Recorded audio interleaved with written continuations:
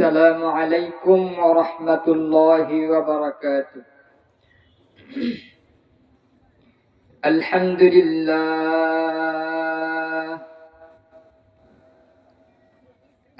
لله الذي كفى وسلام على عباده الذين اصطفى.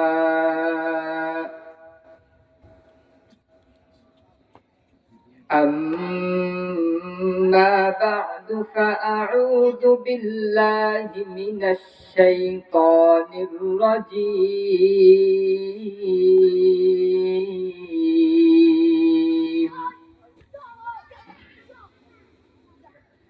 بسم الله الرحمن الرحيم.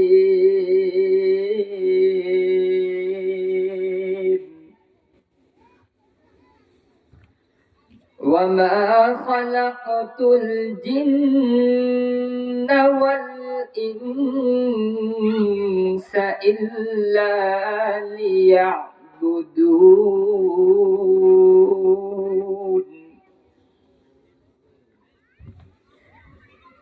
وقال النبي صلى الله عليه وسلم: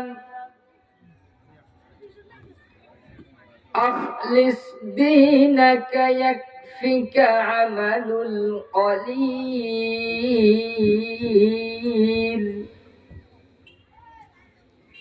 أو كما قال عليه الصلاة والسلام.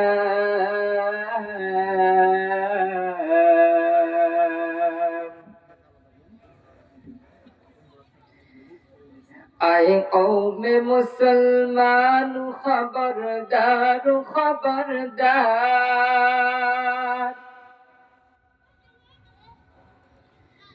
आए कौम मुसलमान खबरदार खबरदार, ए वक्त न गफलत का है होशियार होशियार, ए वक्त न गफलत का है होशियार होशियार।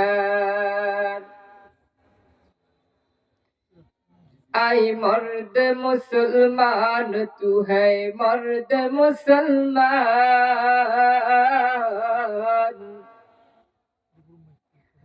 आए मर्द मुसलमान तू है मर्द मुसलमान। एक हाथ में तलवार हो एक हाथ में कुरान,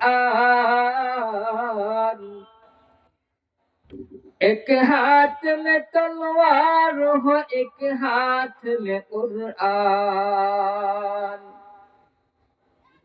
अल्हम्दुलिल्लाह, মহান রব্বে কারিমের দরবারে লক্ষ লক্ষ কোটি কোটি শুকরিয়া যে আল্লাহ রব্বুল আলামিন আমাদের সবাইকে আজকের এই পবিত্র মাজলিসের ভিতরে আসার বসার সুযোগ করে দিয়েছেন।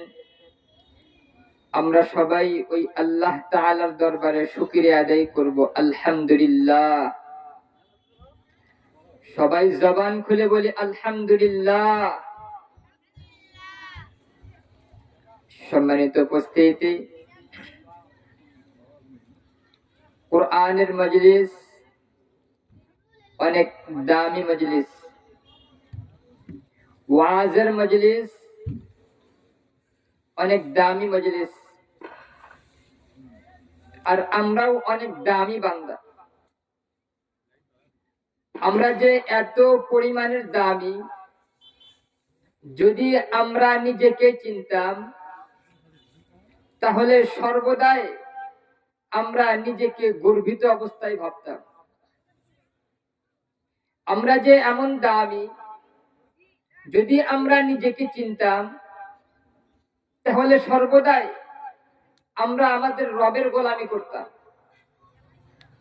কিন্তু আমরা যে দামি, আমরা যে মূল্যবান, আমরা আমাদের মূল্যায়ন করি না। আমরা যে দামি, আমরা আমাদের নিজেকে দাম দেই না। আর আমরা এমন নবীর উম্মত, নবী আলাইহিস সালাতু ওয়াস সালাম বলেন, যেই নবী আর ওই নবীর উম্মত যদি আগে জান্নাতের ভিতরে না যায়, তাহলে এই পৃথিবীর ভিতরে যত পয়গম্বর আলাইহিস সালাতু ওয়াস সালাম দুনিয়াতে আসছিলেন, যত ওলিয়া ইকরাম দুনিয়াতে আসছিলেন, আমরা যদি আগে জান্নাতের ভিতরে না যাই, ওই সমস্ত পয়গম্বর আলাইহিস সালাতু ওয়াস সালাম পর্যন্ত জান্নাতে যাইতে পারবে না। সুবহানাল্লাহ। আর আমরা এমন দামি উম্মত, আমরা এমন দামি, আমাদের নবীর যদি নাম আমরা শুনি, তাহলে নবীর নাম শুনতে দেরি, তাহলে আমাদের উপরে দরুদ শরীফ পড়া ওয়াজিব হইতে দেরি হয় না। যেহেতু আমাদের নবীও দামি, আমরাও দামি, এই জন্যই আমরা আমাদের পয়গম্বর আলাইহিস সালাতু ওয়াস সালামের শানে দরুদ ও সালাম পাঠ করব সাল্লাল্লাহু আলাইহি ওয়াসাল্লাম। সম্মানিত উপস্থিতি, আমি কুরআন থেকে আয়াত তেলাওয়াত করেছি। আল্লাহ তাআলা তেনার পয়গম্বরকে সম্বোধন করে বলেন, وما خلقت الجن والإنس إلا ليعبدون। রব্বুল আলামিন বলেন, ওয়ামা খালাকাতুল জিন্না ওয়াল ইনস। আল্লাহ তাআলা বলেন, আমি জিন বানাইছি, মানুষ বানাইছি। আমি জিন মানুষ এমনি এমনি বানাই নাই। নবী আলাইহিস সালাতু ওয়াস সালাম বলেন, উম্মত, তোমারে যে আল্লাহ তাআলা বানাইছে, তোমারে যে আল্লাহ তাআলা সৃষ্টি করছে, রব্বুল আলামিন তোমারে এমনি এমনি সৃষ্টি করে নাই।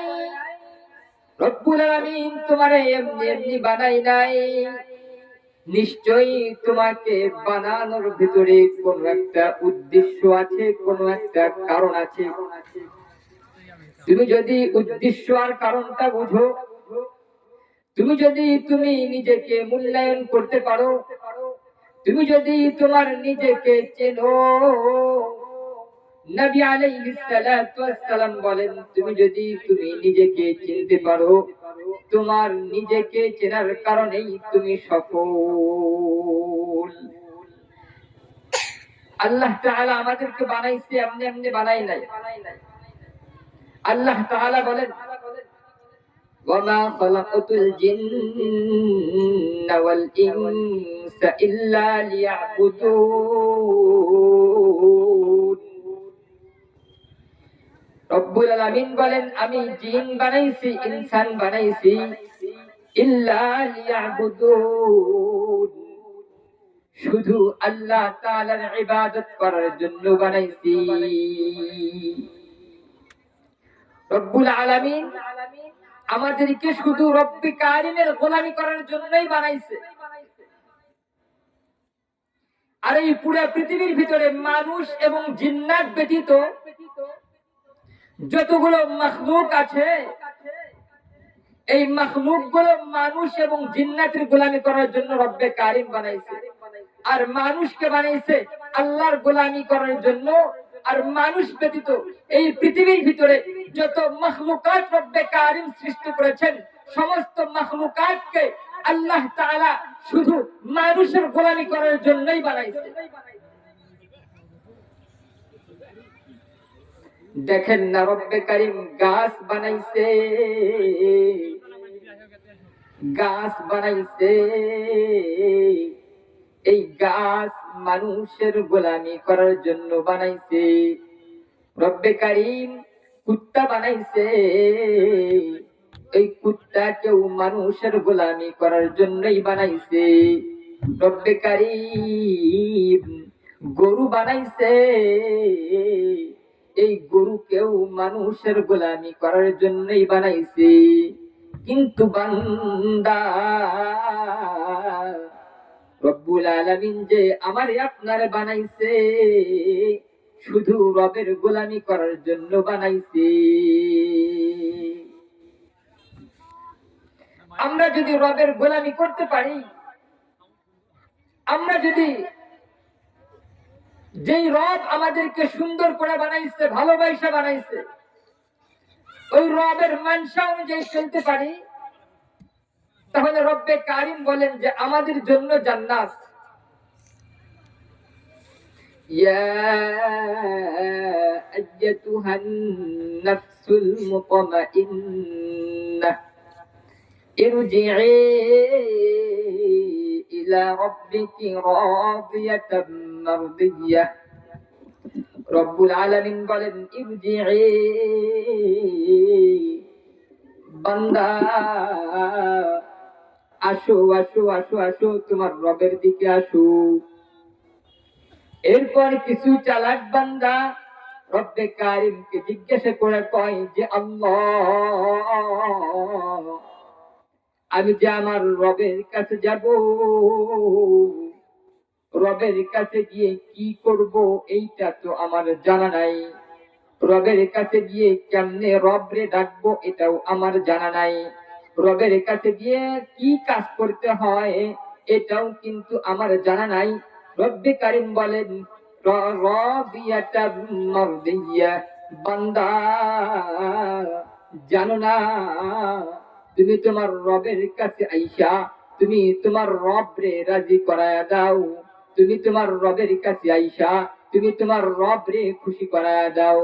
তুমি যদি তোমার রবকে রাজি করাইতে পারো, তুমি যদি তোমার রবরে খুশি করাইতে পারো, তাহলে তোমার জন্য রব্বে কারিম তোমার জন্য রেখেছেন জান্নাত। সুবহানাল্লাহ। আমি যদি রবের কাছে গিয়ে যদি মাওলার গোলামি করে যদি আমি যদি আমার মালিকরে খুশি করাইতে পারি, তাহলে আল্লাহ তাআলা আমার জন্য রেখেছেন জান্নাত। আল্লাহ তাআলা বলেন যে এই পৃথিবীর ভিতরে যদি ইবাদত থাকে, তাহলে সেই ইবাদত হলো সবচাইতে পছন্দিদা ইবাদত, সবচাইতে পছন্দনীয় ইবাদত হলো নামাজ। আমি যদি রব্বে কারিমের গোলামি যদি নামাজ আদায় করতে পারি, তাহলে রব্বে কারিম বলেন তুমি যদি তোমার নামাজটা ঠিক মতো আদায় করে চলতে পারো, তুমি যদি তোমার নামাজটা যদি তোমার রব্বে কারিম অনুযায়ী করতে পারো, তাহলে মনে রাখো ওই নামাজেই তোমার জান্নাতের ভিতরে নিয়ে যাবে। মুসলমান ভাই কথাগুলো দিল দিয়ে বুঝবে, আমি যদি নামাজের ভিতরে দাঁড়িয়ে যদি আমি যদি মনে মনে ভাবি যে আমি নামাজের ভিতরে দাঁড়াইছি, আমার আল্লাহ আমারে দেখতেছে, আমি নামাজের ভিতরে দাঁড়াইছি, আমি আমার আল্লাহকে দেখতেছি, এই যদি আমি যদি এইটা যদি ভেবে ভেবে যদি নামাজ আদায় করতে পারি, কোন মনিব যদি কোন গোলাম যদি দুনিয়ার ভেতরে কারো গোলামি করে, তার সামনে যদি তার মনিব বসে থাকে, তার সামনে যদি তার মালিক বসে থাকে, ওই ওই গোলাম কিন্তু দুনিয়ার গোলামি করতে গিয়ে তার মালিককে কখনো ধোঁকা দেবে না। ওই গোলাম কিন্তু দুনিয়াতে গোলামি করতে গিয়ে তার মালিকরে কখনো ঠগাবে না। ঠিক তেমনি ভাবে আমি যদি রব্বে কারিমের গোলামি করি, আমি যদি মনে মনে ভাইবা লই যে আল্লাহ আমি গোলামি করতেছি, আমি নামাজের ভিতরে দাঁড়াইছি, আমার নামাজটা আমার আল্লাহ তাআলা দেখতেছে, আমি যদি এইটা ভেবে ভেবে ভেবে ভেবে নামাজ আদায় করি, তাহলে আশা করা যায় আমার নামাজটা রবের মানসা অনুযায়ী হবে। আশা করা যায় আমার নামাজটা যেইভাবে নামাজ পড়লে রব খুশি হয় সেইভাবে নামাজটা আমার হয়ে যাবে। যেইভাবে সেজদা করলে আমার মালিক খুশি হবে সেইভাবে সেজদাটা আমার হয়ে যাবে। যেইভাবে রুকু করলে আমার আল্লাহ রাজি হবে সেইভাবে রুকু করা আমার রুকুটা হয়ে যাবে। আর আমি যদি নামাজের ভিতরে দাঁড়াইছি, দাঁড়িয়ে আমি যদি নামাজের ভিতরে দাঁড়িয়ে দোকানের হিসাব করা শুরু করে দেই, নামাজের ভিতরে দাঁড়িয়ে রাস্তা দিয়ে মনে মনে চলা শুরু করে দেই, নামাজের ভিতরে দাঁড়িয়ে রাস্তার ভিতরে যা দেখে আসছি ওগুলো যদি নামাজের ভিতরে কল্পনা করি, মুসলমান ইমানদার মনে রাখো ওই নামাজ রবের দরবারে যাওয়া তো দূরের কথা, ওই নামাজ আপনার মাথার উপর পর্যন্ত উঠবে না। নবী আলাইহিস সালাতু ওয়াস সালাম বলেন, যদি কোনো একজন ব্যক্তি নামাজের ভিতরে দাঁড়ায়, সে যখন নামাজ শেষ করে তাহলে তার নামাজটা উপরের দিকে উঠতে থাকে, এমনকি আরশে মহল্লা পর্যন্ত চলে যায়। সে যদি খাঁটি বান্দা হয়, সে যদি মুখলেস বান্দা হয়, যদি মুত্তাকি হয়, পরহেজগার হয়, তার নামাজটা যদি রব্বে কারিমের মানসা অনুযায়ী হয় তাহলে তার নামাজটা রব্বে কারিম পর্যন্ত পৌঁছে যায়।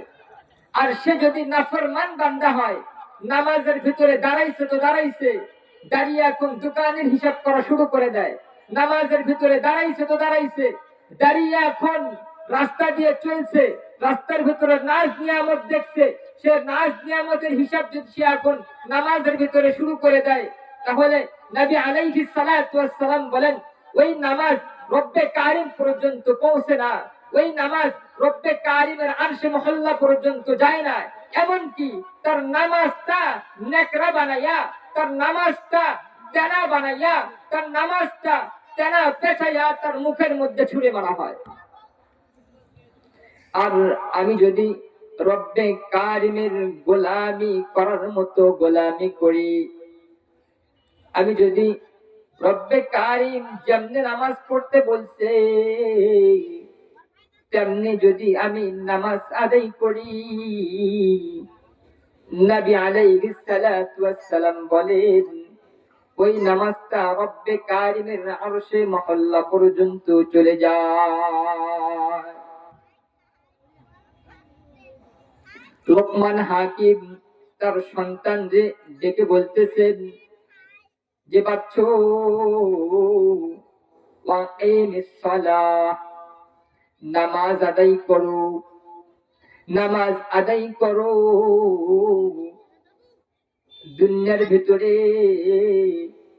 আমাদের যদি সন্তান জন্মগ্রহণ করে, দুনিয়ার ভিতরে আমাদের সন্তান যদি জন্ম লাভ করে, সন্তানরে আমি ছোটবেলা থেকেই একটা নিয়াত করে ফেলি। আমাদের নিয়াত হচ্ছে ছোট মন মানসিকতা নিয়াত, আমাদের নিয়াত হচ্ছে সবচেয়ে ছোট নিয়াত। কেউ বা নিয়াত করে আমি আমার সন্তানদের সাকিব খান বানাবো, কেউ বা নিয়াত করে আমি আমার মেয়েটারে পরিমণি বানাবো, কেউ বা নিয়াত করে আমি আমার মেয়েটারে অপবিশ্বাস বানাবো। মুসলমান ইমানদার পয়গম্বর আরবি মুহাম্মদুর রাসূলুল্লাহ সাল্লাল্লাহু আলাইহি ওয়াসাল্লামের জামানায় ওই সময় যদি মানুষের সাহাবা রাদিয়াল্লাহু তাআলা আনহুমদের যদি সন্তান যদি জন্ম লাভ করতেন, ওই সময় যদি সাহাবা রাদিয়াল্লাহু তাআলা আনহুমদের সন্তান জন্ম লাভ করতেন, ওনারা কখন থেকে নিয়ত করে নিতেন যে আমি আমার সন্তানদের যুদ্ধের ময়দানে পাঠাবো, আমি আমার সন্তানদের শহীদের ভেতরে পাঠাবো, আমি আমার সন্তানদের যুদ্ধের ময়দানে পাঠিয়ে আমি আমার সন্তানকে শহীদ করা দিব। আমার সন্তান যখন দুনিয়ার ভেতরে শহীদ হয়ে যাবে তাহলে আমি হব শহীদের বাবা। আমাদের চিন্তা চেতনা সবচাইতে ছোট, আমরা মনে করি সন্তানদের মাদ্রাসায় পড়াবো, মাদ্রাসায় পড়িয়ে আর কি শিখবে, যে মাদ্রাসায় শুধু কালেকশন চলে, যে ভিক্ষা করা শিখবে। আবার কেউ বা কারো বা ধারণা যে মাদ্রাসায় পড়াবো, মাদ্রাসায় পড়াইয়া আমার সন্তানের কোনো সার্টিফিকেট থাকবে না, আমাদের সন্তানের কোনো কাগজপাতি থাকবে না, যে আমি যদি মাদ্রাসায় পড়াই যে আমার সন্তান ভালো কোনো চাকরি পাবে না, আমার সন্তান ভালো কোনো টাকা রোজগার করতে পারবে না, আমার সন্তান ভালো কোনো সরকারি কর্মকর্তা হইতে পারবে না, এই জন্য আমরা মাদ্রাসায় পড়াই না। মেরে ভাইও, যদি কারো চিন্তা চেতনা থাকে, এখন থেকেই এই মাজলিস থেকেই এই মাইকের আওয়াজ যত দূর পর্যন্ত চলে যায়, এইক্ষণ থেকেই এই সময় থেকেই চিন্তা পাল্টায় ফেলি। কেননা আমি যদি আমার সন্তানদের মাদ্রাসায় পড়াই, আমার সন্তান হবে হাফেজ, আমি হব হাফেজের বাবা। আমি যদি আমার সন্তানদের মাদ্রাসায় পড়াই, আমার সন্তান হবে আলেম, আমি হব আলেমের বাবা। আমি যদি আমার সন্তানদের মাদ্রাসায় পড়াই, আমার সন্তান হবে মুফতি সাহেব, আমি হব মুফতি সাহেবের বাবা। আমি যদি আমার সন্তানকে মাদ্রাসায় পড়াই, আমার সন্তান হবে মুফাসসির, আমি হব মুফাসসিরের বাবা। আমি যদি মুফাসসিরের বাবা হইতে পারি, আমি যদি হাফেজ কোরআনের বাবা হইতে পারি, আমি যদি একজন হক্কানি আলেমের বাবা হইতে পারি, তাহলে আমি দুনিয়াতেও সফল, আখিরাতেও সফল। দুনিয়াতেও সম্মানী, আখিরাতেও সম্মানী। কেননা আমাদের চিন্তা চেতনা তো ভিন্ন রকম। আমরা চিন্তা করি আমি যদি আমার সন্তানকে মাদ্রাসায় পড়াই, তাহলে আমার সন্তানের সার্টিফিকেট থাকবে না, আমার সন্তান কোনো চাকরি থাকবে না। মেরে বাবা, মেরে মা, চিন্তা চেতনা পাল্টায় দেন। যদি কারো চিন্তা চেতনা থাকে, এই মাজলিস থেকে চিন্তা চেতনা পাল্টিয়ে দিয়ে আপনার সন্তানটারে মাদ্রাসায় পড়ান। যখন আমি মাদ্রাসায় পড়াবেন, যখন আপনি মাদ্রাসায় পড়াবেন, যদি আপনার সন্তান হাফেজ হয়, আপনি হবেন হাফেজে কোরআনের বাবা। যখন আপনি আপনার সন্তানরে মাদ্রাসায় পড়াবেন, আপনার সন্তান যদি আলেম হয়, আপনি হবেন আলেমের মা। আর যদি আপনি আলেমের মা হইতে পারেন, আপনি যদি হাফিজে কোরআনের মা হইতে পারেন, মনে রাখবেন কিয়ামতের ময়দানে হাশরের মাঠে রব্বে কারিম আপনার মাথার উপরে নূরের তাজ বসায় দিবে, নূরের টুপি বসায় দিবে। সুবহানাল্লাহ। আমাদের এই রকম টুপি পাওয়ার আশা নাই? কথা বলেন, আমাদের এরকম টুপি পাওয়ার আশা নাই? যাদের আছে তারা এখন থেকেই চিন্তা চেতনা পাল্টে দিয়ে আমি আমার সন্তানদের মাদ্রাসায় ভর্তি করায় দিব। কথায় কথা আসে, বনি ইসরাইলের একজন লোক তার সন্তান যখন তার মার গর্ভে, ওই সময় সে নিয়ত করে ফেলছে যে আমি আমার সন্তানদের মাদ্রাসায় পড়াবো। বনি ইসরাইলের লোকটি নিয়ত করেছে তো করেছি, এখন পর্যন্ত তার নিয়ত পরিপূর্ণ করতে পারে নাই। মালাকুল মউত আসিয়া তার জানটা কবজ করে নিয়ে চইলা গেছে। জীবন নিয়ে গেছে তো গেছে। এখন বনি ইসরাইলের লোকটি তার বিবির নসিহত করে বলছে, বিবি, আমি যদি ইন্তেকাল করি, আমি যদি দুনিয়া থেকে চইলা যাই, তাহলে আমার সন্তান যে দুনিয়ার ভেতরে জন্ম লাভ করবে, ওই সন্তানটারে আপনি মাদ্রাসায় পড়ায়ে ওই সন্তানটারে আপনি তাওরাতের আলেম বানাবে। সন্তান দুনিয়াতে জন্ম লাভ করছে, একটু বয়স হইছে, সন্তানের মা তার বাবা ওসিয়ত করছে, ওসিয়ত কইরা বলছে যে বিবি, আমি যখন ইন্তেকাল করব, আমার সন্তান যখন দুনিয়ার ভিতরে জন্ম লাভ করবে,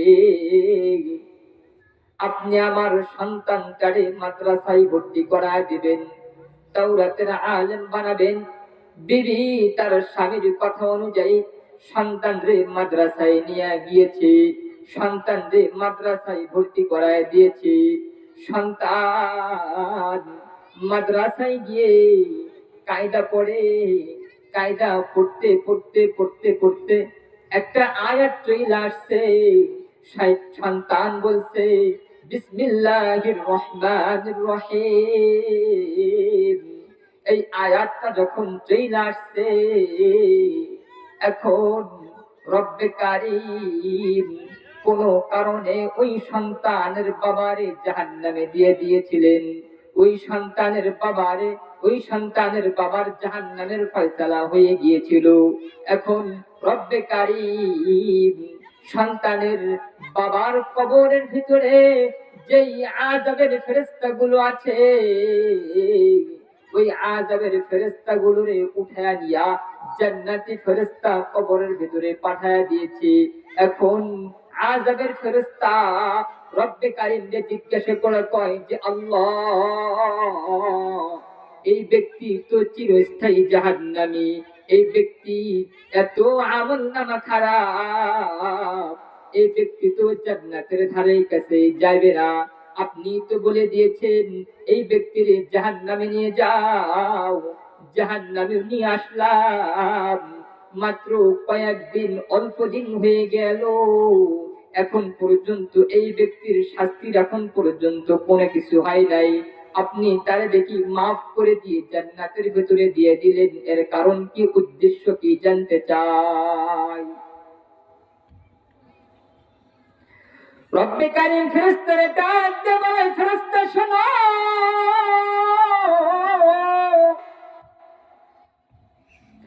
দুনিয়ার ভিতরে এই বৃদ্ধর সন্তান দুনিয়ার ভিতরে মাদ্রাসায় চলে গিয়েছে,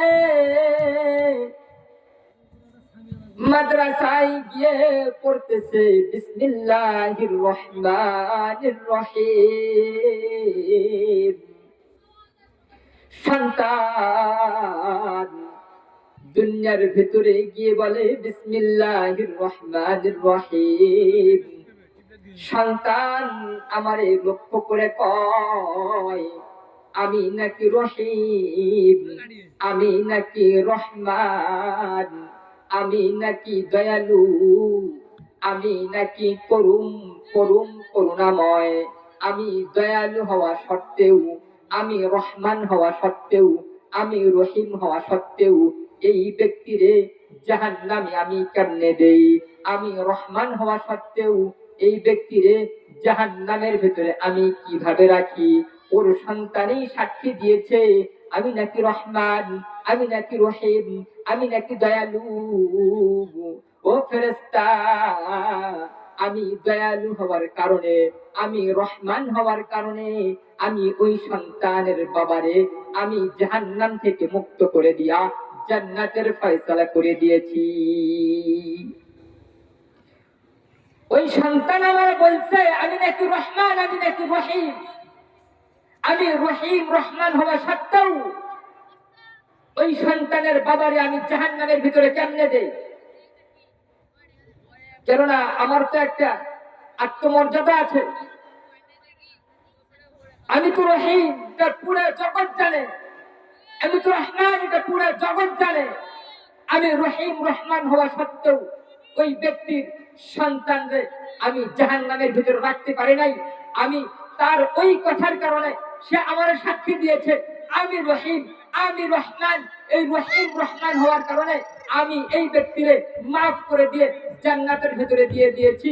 মেরে ভাই, মেরে বাবা, মেরে মা, কান্দে ফেলায় শুই না রাখো।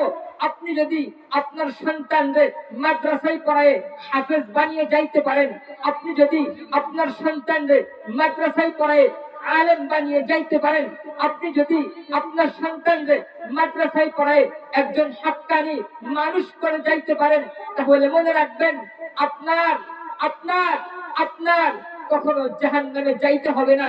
কেননা আপনি যদি জাহান্নামেও যান, দুনিয়ার ভেতরে আপনার সন্তান সাক্ষী দিবে বিসমিল্লাহির রহমানির রহিম। বনি ইসরাইলের ওই যুবক বাবার সন্তান যেমন বাপের পক্ষে সাক্ষী দিয়েছে বিসমিল্লাহির রহমানির রহিম বলে, যেমন সাক্ষী দিয়েছে, এই বিসমিল্লাহির রহমানির রহিম বলছে তো বলছে বনি ইসরাইলের ওই ব্যক্তির জাহান্নামের আযাব মাফ হয়ে গিয়ে জান্নাতের ভিতরে চলে গিয়েছে। আমরা যদি আমাদের সন্তানগুলোর মাদ্রাসায় পড়াই যদি হাফেজ আলেম বানিয়ে যাইতে পারি, তাহলে হয়তোবা আমার দুনিয়াতেও সফল, আখিরাতেও সফল। আর আমি যদি আমার সন্তানদের যদি ছোট্টবেলা থেকে নিয়ত করে নেই যে আমি আমার সন্তানদের সাকিবুল হাসান বানাবো, আমি আমার সন্তানদের সাকিব খান বানাবো, আমি আমার সন্তানদের খেলোয়াড় বানাবো, মনে রাখবেন, মনে রাখবেন, মনে রাখবেন, ওই সন্তান আপনার জাহান্নামে নিয়ে যাওয়ার জন্য যথেষ্ট। আর দুনিয়াতে খেয়াল করবেন যে ওই সন্তান আপনাকে বৃদ্ধাশ্রমে নিয়ে যাওয়ার জন্য যথেষ্ট। আর আমরা যদি আমার সন্তানদের আলেম বানাইতে পারি, আমরা যদি আমার সন্তানদের হাফেজ বানাইতে পারি, দুনিয়াতে কোনোদিন বৃদ্ধাশ্রমে যাওয়া লাগবো না। আমি যদি আমার সন্তানদের একজন মুফতি সাহেব বানাইতে পারি, দুনিয়াতে কোনোদিন বৃদ্ধাশ্রমে যাওয়া লাগবো না। আমি যদি আমার সন্তানদের একজন মুফাসসিরে কুরআন বানাইতে পারি, দুনিয়াতে তো কোনোদিন বৃদ্ধাশ্রমে যাওয়া লাগবেই না। এমনকি আখিরাতের ভিতরে যখন আমি কবরে চলে যাব, কবরে যাওয়ার ভিতরে আমার সন্তান আমায় এই সন্তানের ওসিলা করে আমি জান্নাতের ভিতরে চলে যাব। সুবহানাল্লাহ।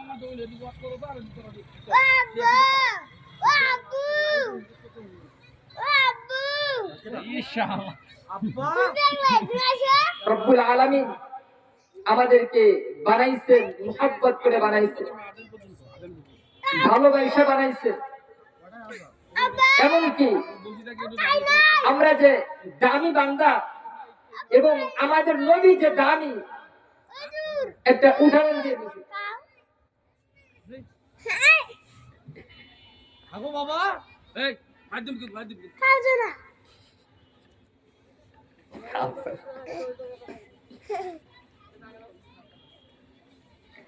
আমি যদি আমার সন্তানদের মাদ্রাসায় পড়াইতে পারি, তাহলে আশা করা যায় আমার এই দুনিয়ার ভিতরে কোনোদিন আমার বিপদের ভিতরে পড়া লাগবে না, দুনিয়াতে কোনোদিন আমার কষ্ট করতে হবে না, দুনিয়াতে কোনোদিন আমার বৃদ্ধাশ্রমে যাওয়া লাগবে না। আর দুনিয়াতে তো লাগবেই না। মনে রাখবেন, আখিরাতের মাঠে, হাসরের ময়দানে, কিয়ামতের দিন আপনারাও আল্লাহ তাআলা অসম্মান করবে না। আপনারে সবচেয়ে যেই চেয়ারটা সম্মানী চেয়ার, আপনারে ওই চেয়ারটাতে বসায় দিবে। আর আমরা তো সবচেয়ে দামি উম্মত। আমরা কেমন উম্মত শুনবেন? আমরা এই পরিমাণের উম্মত, আমরা এত পরিমাণ দামি, যখন পয়গম্বর আদম আলাইহিস সালাতু ওয়াস সালামকে বানানোর পরে যখন পয়গম্বর আদম আলাইহিস সালাতু ওয়াস সালামকে জান্নাতের ভিতরে রাখা হয়, তখন পয়গম্বর আদম আলাইহিস সালাতু ওয়াস সালাম রব্বে কারিমকে জিজ্ঞাসা করে কয় যে আল্লাহ, জান্নাতের ভিতরে আমি কিছু নাম দেখতে পাচ্ছি, এই নামগুলো কার, আমারে একটু বলবেন? রব্বুল আলামিন পয়গম্বর আদম আলাইহিস সালাতু ওয়াস সালামকে ডেকে বলেন, বান্দা, জান্নাতের ভিতরে কি এমন নাম দেখতে পাও যে নামগুলো নিয়ে তুমি আমারে প্রশ্ন করছো? বলো দেখি ওই নামগুলো কি নাম? জান্নাতের ভিতরে কি এমন নাম দেখছো যে নামগুলো নিয়ে তোমার অন্তরের ভিতরে খটকা লাগছে, যে নামগুলো নিয়ে তোমার অন্তরে প্রশ্ন জাগছে? বলো দেখি কি নাম? পয়গম্বর আদম আলাইহিস সালাতু ওয়াস সালাম বলেন যে আল্লাহ, আমি যখন জান্নাতের ভিতরে আসি, জান্নাতের ভিতরে আইসা দেখি জান্নাতের প্রত্যেকটা দেয়ালে দেয়ালে লা ইলাহা ইল্লাল্লাহ মুহাম্মাদুর রাসূলুল্লাহ।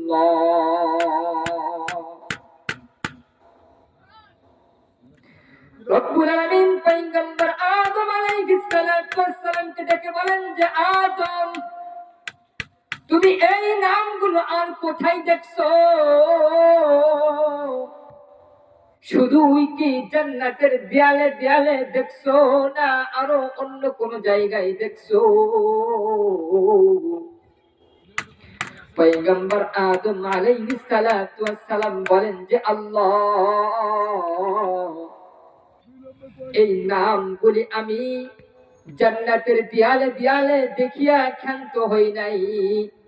এই নামগুলো আমি ওই জায়গাতেও দেখেছি, যখন আমি জান্নাতের ভিতরে, জান্নাতের গেট দিয়ে যখন আমি জান্নাতের ভিতরে ঢুইকা পড়ি, তখন দেখি ওই জান্নাতের গেটের ভিতরেও লেখা, জান্নাতের গেটেও লেখা লা ইলাহা ইল্লাল্লাহ মুহাম্মাদুর রাসূলুল্লাহ।